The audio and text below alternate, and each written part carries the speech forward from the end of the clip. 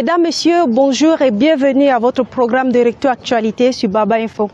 Dans cette édition, nous parlons politique, avec notamment le déploiement de certaines formations politiques pour les opérations de redynamisation de la base. Docteur Boucher, militant engagé et secrétaire régional du MRC dans l'extrême nord, est notre invité. Également au menu, retour sur les assises entre ELECAM et les acteurs du processus électoral.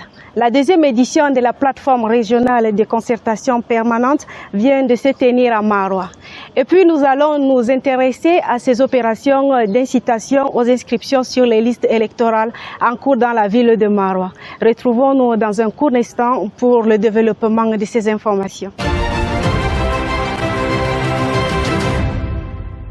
Tout d'abord, et comme annoncé, nous revisitons les faits qui ont marqué l'actualité régionale cette semaine dans l'extrême nord. C'est à travers ces reportages.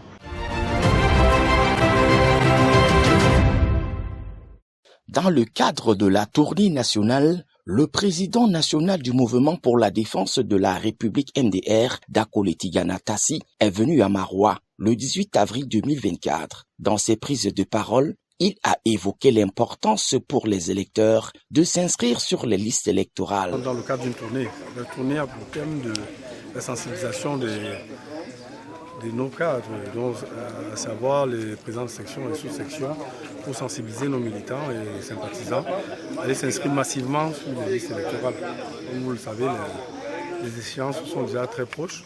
C'est pour ça que nous avons pris le temps de le faire à ce moment.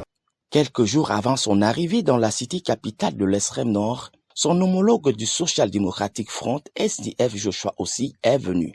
Lui également, dans le cadre d'une tournée nationale qu'il a entreprise. Son étape de Maroua a été une occasion de remobiliser les troupes, inviter les populations de cette région à s'inscrire sur les listes électorales et préparer les échéances électorales prochaines. C'est une tournée de 10 régions de prise de contact avec les responsables au niveau des circonscriptions électorales. Nous en avons 360.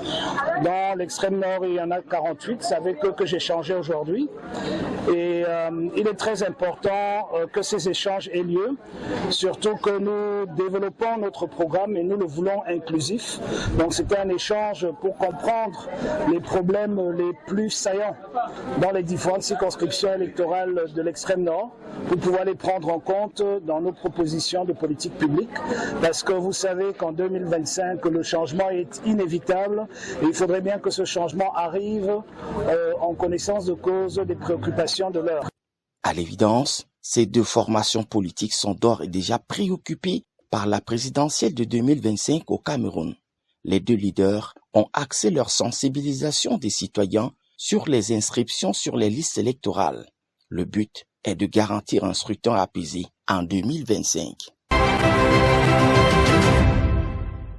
Engagement citoyen pour des élections pacifiques, c'est le thème de la deuxième édition de la plateforme régionale de concertation permanente entre ELECAM et les autres acteurs du processus électoral dans l'extrême nord. La réunion a eu pour cadre la salle des actes de l'hôtel de ville de Maroua. Elle s'est déroulée le 24 avril 2024. 6 partis politiques ont pris part aux travaux. Il s'agit notamment de l'UDC, du MDR, RDPC, de l'ADD, de l'UNDP et de l'ANDP. Les membres de la société civile et les responsables des services déconcentrés de l'État étaient également présents. Les participants ont été bien édifiés sur le code électoral et se sont accordés sur les principes électoraux en vue de l'élection présidentielle de l'année prochaine. Ils n'ont pas aussi manqué de relever certaines difficultés rencontrées avant, pendant et après les élections. L'honorable Ndipendi Salifou, l'un des membres du conseil électoral en charge de la région de l'extrême nord, a indiqué l'objectif et les résultats attendus de cette concertation. Le but, c'est d'amener les acteurs du processus électoral à s'entendre sur le minimum dans le cadre de prévoir des éventuels couacs aux élections qui arrivent. Qu'est-ce que nous attendons de ces élections qui arrivent? Nous voulons des élections transparentes, inclusives et apaisées. Les échanges ont été ouverts par Evariste Tanganazoa, secrétaire général des services du gouverneur, représentant le patron de la région. Mesdames, Messieurs, une fois de plus, bonjour et bienvenue. Nous recevons cette semaine comme invité le Dr Boucher. Bonsoir. Bonsoir Marinette. Merci d'accepter notre invitation et bienvenue sur le plateau Baba Info. C'est moi qui vous remercie. Tout l'honneur est à moi d'être sur le plateau Baba Info. Okay. Alors, vous êtes sur le terrain ce jour-ci pour inviter les Camerounais à s'inscrire sur les listes électorales. Quel sens vous donnez à cette initiative?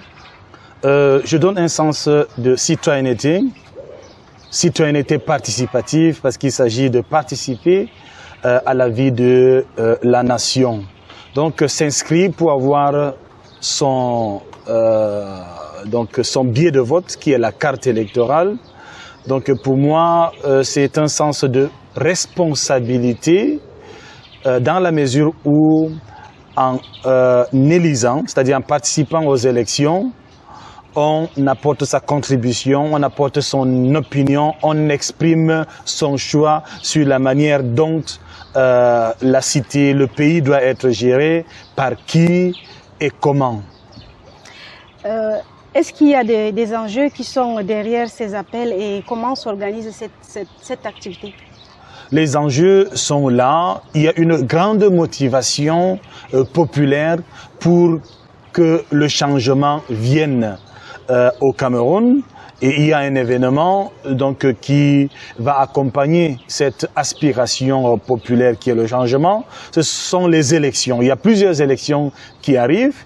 Selon le calendrier officiel, il y a donc d'abord les élections législatives et municipales, puisque le mandat statutaire des maires et des députés arrive à leur fin quand en février 2025. Donc les premières élections, c'est les élections donc municipales et législatives.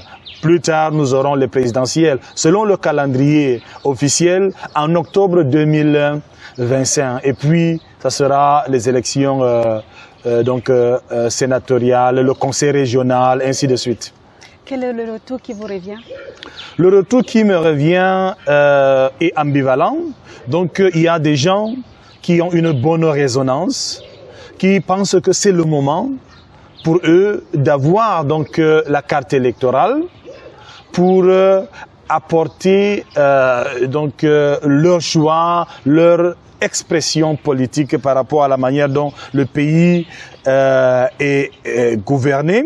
Cependant, il y a des gens qui sont sceptiques, qui pensent que en passant par les urnes, c'est pas possible de changer les choses. En fait, quand ils parlent de changement, c'est qu'ils sont fatigués de voir le même personnage, le même régime depuis 42 ans et de voir aussi que les choses aillent de mal en pire. Donc voilà pourquoi ils sont sceptiques. Mais nous, qui sommes acteurs politiques, surtout du MRC, nous avons un credo, c'est que nous voulons le changement par les urnes. C'est-à-dire que nous n'aspirons pas à tout changement venant par les armes, venant par le désordre. Non, les citoyens doivent être responsables, prendre leur bulletin lors du vote et s'exprimer pour qu'il y ait donc l'avènement de ce changement. Comment entrevoyez-vous 2025 au niveau du MRC? Au niveau du MRC, nous sommes tellement excités, tellement motivés. C'est ce qui exprime donc l'engouement qu'il y a à encourager les citoyens à participer aux élections, à avoir donc la carte d'électeur ou le récépissé de l'ECAM. Pourquoi? Parce que en 2020, nous avons boycotté des élections pour donner une chance à la résolution pacifique de la crise anglophone. On ne nous a pas écoutés, alors maintenant on dit allons donc à ces élections-là et nous sommes prêts. Et pour ça, nous sommes optimistes parce que le peuple aime le MRC et le peuple voit en Maurice Kamto, le président national du MRC, le futur président, après Biya naturellement, qui va transformer notre société, notre pays, pour que les mots comme l'injustice, la corruption et surtout le chômage des jeunes soient oubliés, car la souffrance est là. Je ne parlerai pas des problèmes grégaires comme l'accès à l'eau potable. On nous sert l'eau comme dans un camp de réfugiés avec les citernes de Kamwata. Tout ça, là, ça doit finir. Le Cameroun est un pays riche. C'est ce que le président Kamto dit. Maintenant, il faut distribuer ces richesses-là pour que tout le monde savoure les bienfaits de notre nation. Docteur Jean-Pierre Boucher, une fois de plus, merci. Je vous remercie. Merci aussi à vous. Comme d'habitude, nous attendons vos likes et pour ceux qui ne sont pas encore abonnés, nous vous demandons de vous abonner sur la page Baba Info. À bientôt pour une nouvelle série de rétroactualité.